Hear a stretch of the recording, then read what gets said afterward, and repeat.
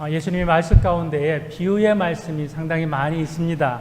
비유라는 말은 헬라어로 파라볼레 이렇게 말하는데 원래 나란히 놓는다 이 뜻입니다. 어떤 것을 제대로 이해하거나 쉽게 이해하기 위해서 어떤 사물 같은 것, 물건 같은 것을 또 옆에 나란히 놓으면서 설명을 하는 것이죠.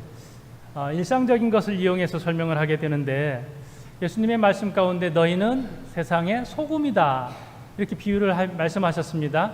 소금이 짠 것처럼 맛을 내는 것처럼 너희도 세상에서 맛을 내야 한다. 혹은 너희는 빛이다 이렇게 비유의 말씀을 하셨는데 빛이 어두운 세상을 비추는 것처럼 너희도 그렇게 빛을 비추는 사람이 되어야 한다 이런 뜻을 담고 있습니다. 천국에 대하여서 말씀을 하실 때 예수님께서 씨 뿌리는 비유를 말씀하셨습니다. 예수님은 이렇게 흔하게 볼 수 있는 풍경을 통해서 천국을 알려주셨습니다. 지금 예수님께서는 바닷가에 계시고요. 또 사람들은 언덕 위에 쭉 들러서 있습니다. 예수님의 눈에 군중들이 보이고 또 무엇이 보이냐면 그 사람들 너머에 일하는 사람들이 보입니다. 씨 뿌리는 사람들이 보이는 거예요. 물론 성경에는 나와 있지 않지만 저기 씨를 뿌리는 사람이 있다. 씨를 뿌리는 사람이 있는데 씨를 이렇게 뿌리다 보면 또 어떤 것은 길가에 떨어지고 어떤 것은 돌밭에 떨어지고 어떤 것은 가시떨기에 떨어지고 어떤 것은 좋은 땅에 떨어지게 된다. 이런 일상적인 쉽게 눈을 들어서 예수님도 보고 군중들도 볼 수 있는 그러한 것을 통하여서 비유로 말씀을 하셨습니다. 당시에 이스라엘 사람들이 씨를 뿌리는 방법은 두 가지가 있었습니다. 하나는 흙 뿌리기예요. 씨앗을 손에 쥐고 바람을 이용하여서 뿌리는 것입니다. 그러면 씨앗이 바람을 통해서 날아가게 되죠. 어떤 것은 멀리 날아가고 어떤 것은 돌짝밭 같은데 또 밭 이외에 다른 곳에 떨어지기도 합니다. 또 다른 방법은 나귀에 씨앗 자루를 실어놓고 그 자루 밑에 조그만 구멍을 냅니다. 그러면 쭉쭉 떨어질 거 아니에요. 나귀를 때려서 막 돌아다니게 해요. 그럼 나귀가 가는 곳마다 씨앗이 떨어지는데 바람이 해서 이런저런 곳으로 흩어지게 되는 것입니다. 이렇게 해서 씨를 뿌리는데 이 뿌리는 씨가 다양하게 떨어진다는 것을 통하여서 예수님께서 말씀의 교훈을 주시고 있습니다. 오늘 이 말씀을 통해서 씨 뿌리는 비유를 통하여서 우리가 알 수 있는 것이 무엇이냐면 우선 씨는 뿌려져야 된다. 이 씨가 뭐냐면 말씀이거든요. 말씀은 씨앗처럼 널리 퍼뜨려져야 된다는 뜻이 여기에 담겨져 있습니다. 요즘 말로 하면요, 광고한다 이런 것과 연결이 됩니다. 광고가 얼마나 많이 뿌려져 있습니까? 텔레비전 광고도 있고 SNS를 통해서 광고도 하고 유튜브나 이런 인터넷을 통한 광고가 있는가 하면 또 필리핀 같은 데는 도로를 지나다 보면 굉장히 이렇게 다양한 도로 옥외 광고들이 있습니다. 이 광고를 하는 사람들은 어떻게든지 많이 알려서 사람들에게 자신들의 제품을 홍보하는 것, 여기에 목적이 있는 것이죠. 광고는 뿌리는 것인데 이런 광고처럼 말씀이 뿌려져야 된다는 것인데 광고를 보다 보면 어떤 때는 너무 많이 광고한다 이런 생각이 들기도 하고 또 어떤 때는 그 광고하는 제품을 보면서 마음에 들어서 다 짜져 부르면서 왜 안 사냐고 이렇게 좋은 물건을 왜 안 사냐고 이렇게 할 수는 없잖아요. 듣는 사람에게 결정권이 있는데 복음도 마찬가지예요. 어쨌든 들려지기는 하고요. 그 사람이 복음을 받아들이고 안 받아들이고 하는 부분은 전하는 사람에게 책임이 있지 않고 또 듣는 사람에게 책임이 있습니다. 그래도 전하는 사람은 전해야죠. 이게 말씀 전파, 꼭 전도와 연결지어서 생각해 볼 수 있는데요. 우리가 어떻게든지 말씀 전하는 것, 어떻게든지 복음을 알리는 것, 이것은 꼭 해야 된다. 이게 첫 번째 메시지예요. 그리고 또 하나는요, 말씀이 받아들여져야 된다라고 하는 것입니다. 일단 전해진 말씀을 받아들여야 하는 것인데요. 이 받아들이는 마음밭이 다양하다는 것을 오늘 말씀을 통해서 주시고 있습니다. 전도가 참 신기한 것이 어떤 사람은 그냥 살짝 얘기해 봤어요. 그 사람이 전도 되리라는 생각은 조금도 없었어요. 그냥 해봤어요. 그런데 놀랍게 그래 나 교회 갈게 이렇게 말하는 사람이 있어요. 전도하는 사람을 놀래키는 그런 경우들도 있고요. 또 어떤 경우는 정말 평생 공을 들여서 그 사람에게 잘 해주고 또 기념일도 챙겨주고 또 그 사람이 어려울 때에 도와주기도 하고 하면서 열심히 복음을 전했는데 열매가 맺혀지지 않는 그런 경우들도 있습니다. 그 차이점이 밭에 있다. 오늘 이 밭의 비유를 통하여서 사람마다 다 다양한 밭이 있고요. 또 말씀을 적용할 때에 다른 사람 맞아 그 사람 참 안 들어 이렇게도 적용할 수 있지만은 우리 스스로 나는 말씀을 어떻게 받아들이는 밭인가 나 자신에게 적용해서 말씀을 새겨볼 수 있습니다. 길가 첫 번째 밭이 길가 이 단단해진 마음을 갈아엎어라 이 첫 번째 교훈이에요. 13장 19절의 말씀을 보니까요. 아무나 천국 말씀을 듣고 깨닫지 못할 때는 악한 자가 와서 그 마음에 뿌려진 것을 빼앗나니 이는 곧 길가에 뿌려진 밭이요. 네 종류의 밭 중에 첫 번째 밭이에요. 길가라고 하면은요, 많은 사람들이 지나다녀서 반들반들해진 딱딱해진 땅이에요. 길은 사람이 지나다니는 길인데 예전에는 길을 따로 내지 않고 이 밭이 있으면 사람이 가면 그게 길이었어요. 숏컷인 것이죠. 밭 한가운데 돌아서 가야 되는데 밭 한가운데로 지나가요. 한 사람이 지나가면 다음 사람도 또 지나가요. 왜냐하면 돌아서 가는 길이 멀기 때문에 밭 사이로 지나가고 계속 딱딱하게 지나서 다니다 보면 그 길이 아닌 것이 길이 되어버리는 것이죠. 자, 많은 사람이 지나가서 딱딱해졌다. 이 마음밭으로 생각을 하면 어떤 사람에 대한 경험들이 있어서 딱딱하고 굳은 마음이 되고 또 고집스러운 마음이 되었다. 이렇게 볼 수 있겠습니다. 오늘 말씀에 뭐라고 되어 있냐면요. 19절에 깨닫지 못할 때 이렇게 되어 있거든요. 깨닫지 못하는 마음이 이 길가와 같은 마음이구나. 왜 이렇게 딱딱해졌느냐? 이 딱딱해진 데에는요. 사람에 대한 경험이 있는데 그 경험 중에 굳게 닫혀진 마음이 생길 수 있는 좋지 않은 경험이 있습니다. 내가 해봤어, 내가 만나봤어, 내가 이야기해봤어. 이런 경험을 하고 나면 그 사람의 어떠한 확실한 것으로 정해지게 됩니다. 내가 경험한 것만 또 인정하고 내가 경험해보지 못한 다른 사람들도 있어. 다른 세계도 있어. 이것을 이제 받아들이지 않는 것이죠. 그러면 경험이 좋지 않으면 좋지 않은 세계 속에서 살게 됩니다. 가족도요. 가족을 잘 안다. 우리 이렇게 말하지만은요. 오히려 가족이 가족을 잘 몰라요. 아내나 남편도 수십 년 같이 살아도 가족은 모르고 다른 사람은 잘 아는 그런 경우들도 있습니다. 우리의 자녀들도 정말 사랑으로 잘 키우면서 너 이거 좋아하지? 이렇게 말하면 어떤 때는 여태까지 나를 모르셨어요? 나 그거 싫어하거든요. 이렇게 깜짝 놀라는 말을 할 때가 있습니다. 또 밖에 있었던 경험들을 집에 와서 이야기를 해요.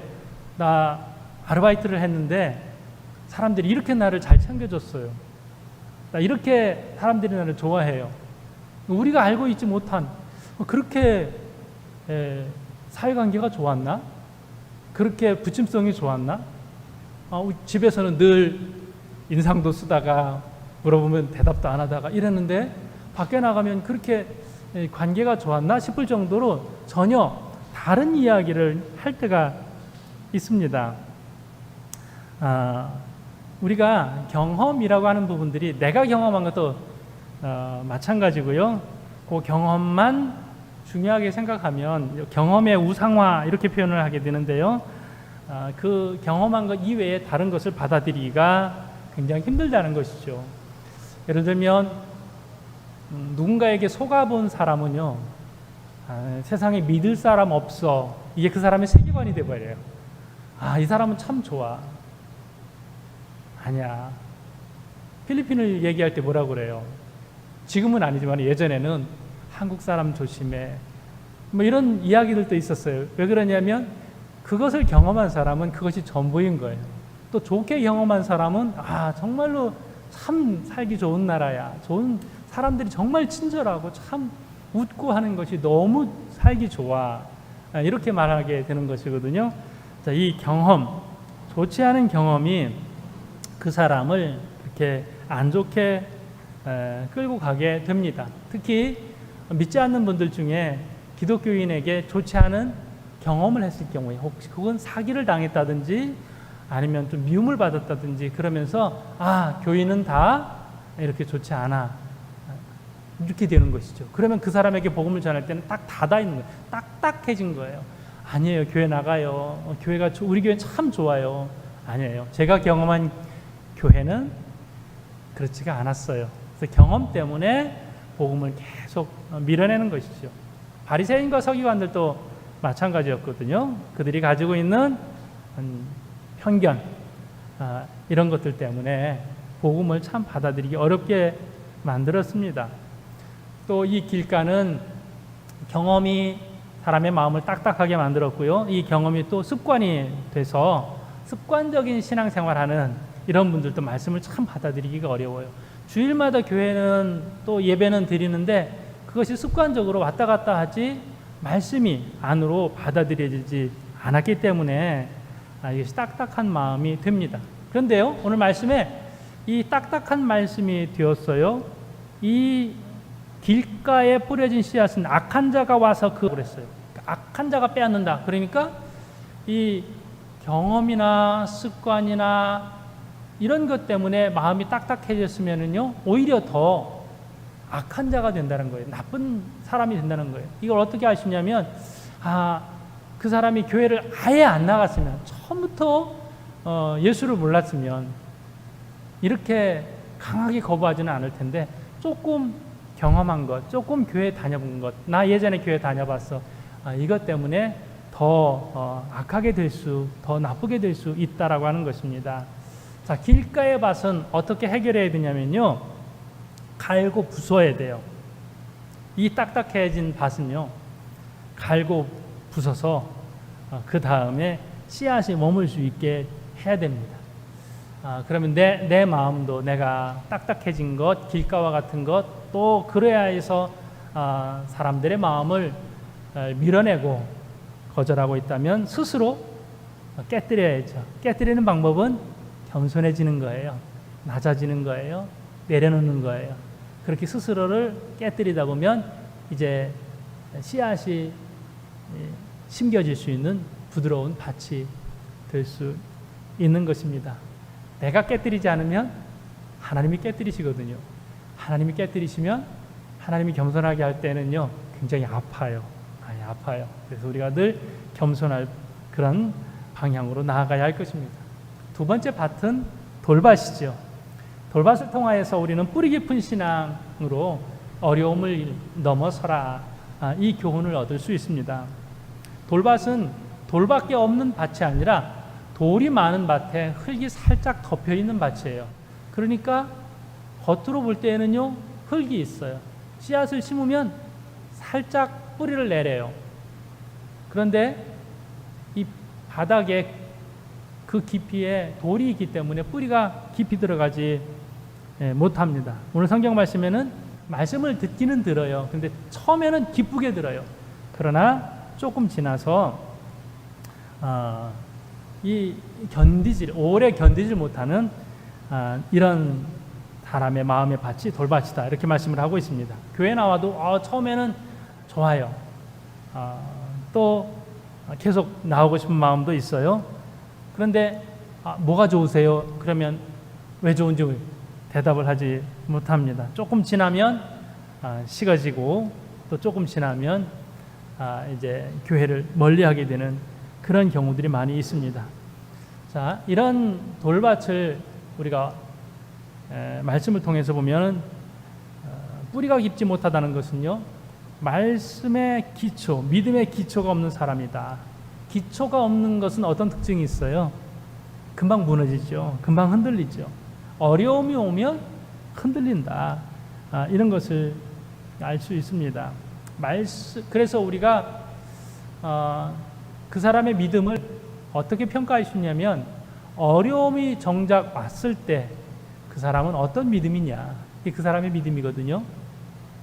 그러면 뿌리가 깊이 있으면 흔들리지 않는 것인데, 내가 평소에 말씀에 깊이 뿌리를 내리고 또 하나님과 깊이 기도하면서 교제하고, 그래서 하나님에게 뿌리를 내린 사람은 환난이 왔을 때 흔들리지 않는데, 거기에 뿌리를 깊이 내리지 못하니까 환난이나 핍박이 오면 난 못하겠어요, 떠나야 되겠어요, 이렇게 흔들리게 되는 것입니다.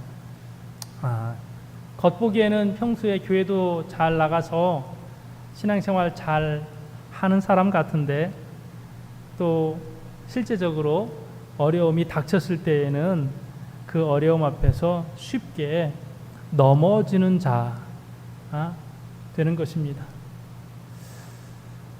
자, 이 뿌리 깊지 못한 신앙, 이 신앙을 넘어서려면은요, 우리가 어떻게 해야 되냐면 환난을 이기는 신앙으로 가야 합니다. 우리가 믿음을 지키기 위해서는 환난을 이기는데, 이 환난을 이기는 비결은요, 희생할 수 있어야 하고 고통스러운 수고를 또 잘 치를 수 있어야 합니다. 내가 손발을 움직여서 노력하고 또 행동하는 신앙으로 나아갈 때에 우리가 뿌리 깊은 신앙으로 나아갈 수가 있는 것입니다. 환난과 핍박이 올 때에 내 믿음이 흔들리지 않고 버텨 나아가고 또 살아있는 믿음으로 그렇게 나아가야 할 것입니다. 자, 혹시 내 마음밭이 처음에는 기쁘고 좋았는데 끈기가 없어. 전에는 내가 참 뜨겁게 은혜로웠는데 지금은 그것이 다 식어졌어. 이런 돌밭과 같은 믿음이라면 어떠한 결단을 해야 하냐면요, 어려움이 오더라도 나는 흔들리지 않을 거야. 그리고 어떤 신앙생활에 있어서도 계속해서 실천하는, 행동으로 옮기고 불편하더라도 감수하고 하는, 수고하는 그런 신앙으로 나아갈 때에 이 돌밭의 신앙을 넘어설 수 있을 것입니다. 그리고 세 번째 밭은요, 가시떨기예요. 가시떨기는요, 염려를 상징해요. 그래서 염려의 가시떨기를 태워버리라. 이게 세 번째 메시지입니다. 자, 가시떨기가 있는 밭은 흙에는 문제가 없어요. 흙은 좋은 땅이에요. 부드러워요. 기름기도 있어요. 그런데 뭐가 문제냐면요, 주변에 다른 것이 함께 올라와요. 가시가 있는 그러한 잡초 같은 것들이 함께 올라와서 이 영양분을, 씨앗이 가져가야 될 영양분을 다 빼앗아 가는 거예요. 그러니까 어떻게 돼요? 복음이 온전하게 자라지 못하게 됩니다. 제대로 성장, 빨리 그리고 튼튼하게 이 씨앗이 성장을 해야 되는데 영양분을 다 빼앗기니까 비실비실한 그러한 곡식이 되는 것입니다. 이것을 뭐라고 말씀을 하고 있냐면요, 세상의 염려와 재물의 유혹, 이것이 신앙인의 영양분을 다 빼앗아 버린다, 이렇게 말씀을 하고 있습니다. 세상의 염려는 뭐예요? 걱정거리죠. 걱정거리가 우리 신앙의 에너지를 다 빼앗아 버린다, 이렇게 말씀하고 있는 것입니다. 자, 여러분은 무엇이 걱정입니까? 나는 걱정이 하나도 없어요. 주님께 다 맡겼습니다. 이게 참된 신앙이 되겠죠.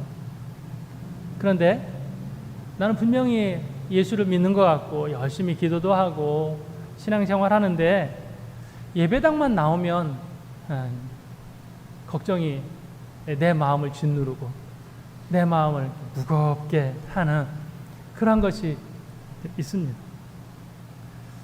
그래서 은혜로웠다가 걱정이 있었다가 이 오르락내리락이 너무 심하면 가시떨기 밭이에요.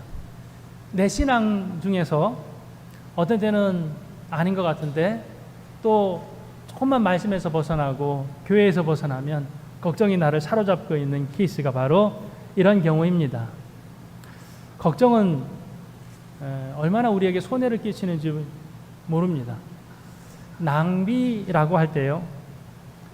낭비는 돈을 허투루 쓰면 낭비라고 그러세요. 왜 쓸데없이 돈을 거기에 썼어? 자, 우리가 자녀들에게 용돈을 주고 용돈 어디에 썼냐? 어떤 청소년은 모으고 모아서 굉장히 어른들이 상상도 못할 그러한 곳에 이렇게 쓰는 경우들이 있잖아요. 그럼 자녀들은 꼭 필요해서 썼고 어른들이 볼 때에는 와, 그게 거기에다 써야 되냐? 너 낭비했다. 이렇게 또 보기도 합니다. 그것은 청소년뿐만 아니에요. 어른들도 누군가 어디에 돈을 썼다라고 했을 때 참 낭비한 것이다. 이렇게 보는 경우들이 있습니다. 근데 낭비가 정말로 큰 낭비는 뭐냐면요. 생각의 낭비예요. 생각하지 할 필요 없는 것. 이것은 걱정의 염려의 낭비거든요. 굳이 염려하지 않아도 되는데 지나고 나니까 괜히 걱정했다. 이것은 걱정할 필요가 없는 것을 걱정한 케이스입니다. 물질적인 것도 낭비에 해당하고 또 정신적인 것도 낭비에 해당합니다. 시간도 허튼 데에 시간을 사용했을 경우도 낭비입니다. 여러 가지 낭비인데 이 낭비가 하나님 앞에 죄죠. 물질을 허튼 데에 잘못 쓰면 그것도 죄예요. 시간도 잘못 사용하면 그것도 죄예요. 그런데 우리가 걱정을 많이 하는 것이 큰 죄인 것은 잘 몰라요. 돈을 잘못 쓰는 것만큼이나 시간을 잘못 쓰는 것만큼이나 걱정을 많이 하는 것도 하나님 앞에 큰 죄다. 이것을 분명히 알 수 있어야 합니다. 하나님이 싫어하신다. 자, 그러면 염려하고 걱정하는 시간이 많을 때 우리는 이렇게 말할 수 있어야 합니다. 이것은 하나님 앞에 죄다. 하나님이 나 걱정하는 거 싫어하신다. 그렇죠? 다른 사람은 가족에게도 그렇게 얘기할 수 있습니다. 나 이게 걱정이야. 근데 걱정할 필요 없는 것을 걱정하는 분들도 있거든요. 그럴 때마다 권면을 해주세요. 하나님께서 싫어하셔. 당신 걱정하는 거 하나님께서 싫어하셔. 그래도 걱정 계속하면 그거 죄야. 이렇게 말해도 잘못된 것이 아닙니다. 그리고 여기서 재물의 유혹이 있지. 재물의 유혹. 세상의 염려 다음에 재물의 유혹. 이건 돈 걱정이라는 얘기거든요. 자, 돈 걱정, 재물의 유혹은 어디에서부터 오는가 하면 분명히 그 출발점은 욕심이에요. 돈에 대한 욕심. 야고보서 1장 14절 말씀을 보면요.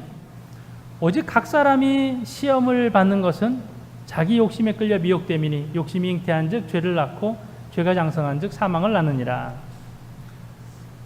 내 안에 욕심이 큰가? 이것을 돌아보게 되는 것이죠. 내 마음이 순수하고 또 하나님과의 관계가 늘 우선으로 하나님과 나와의 관계가 늘 중요한 사람은 이 욕심에서 자유로울 수 있는 것입니다. 자, 이 가시떨기는 어떻게 해야 돼요?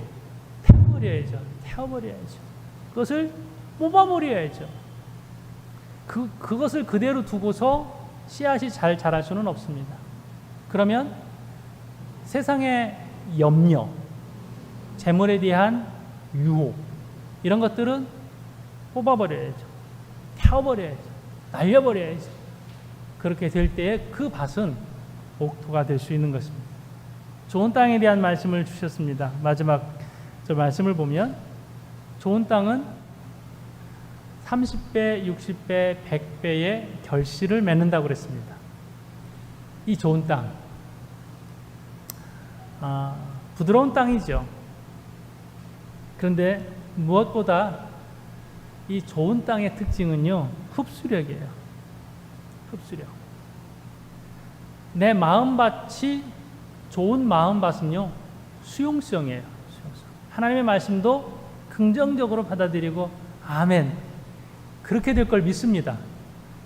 요즘 제가 말씀 묵상을 보내드릴 때에 다윗의 시편 말씀을 이렇게 고백하면서 받아들이는 거예요.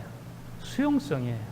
예, 설교, 주일 설교도 그렇고 우리가 읽는 말씀도 그렇고 그대로 받아들일 때에 이 마음밭이 옥토예요. 하나님의 말씀만 잘 받아들일 뿐만 아니라 또 다른 사람의 말과 다른 사람의 마음도 잘 받아들여요.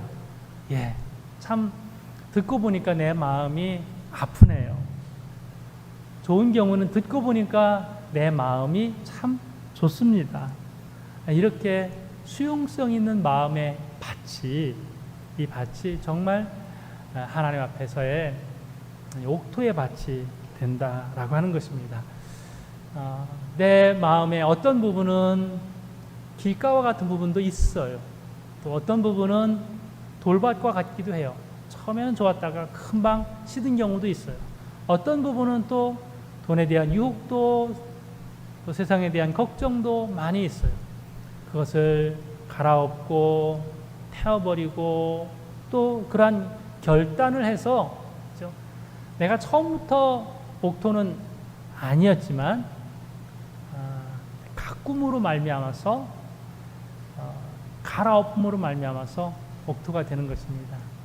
이제 저와 여러분이 말씀을 전하는 자로, 또 말씀을 받아들이는 데 있어서 옥토의 풍성한 축복이 있기를 주님의 이름으로 축원합니다.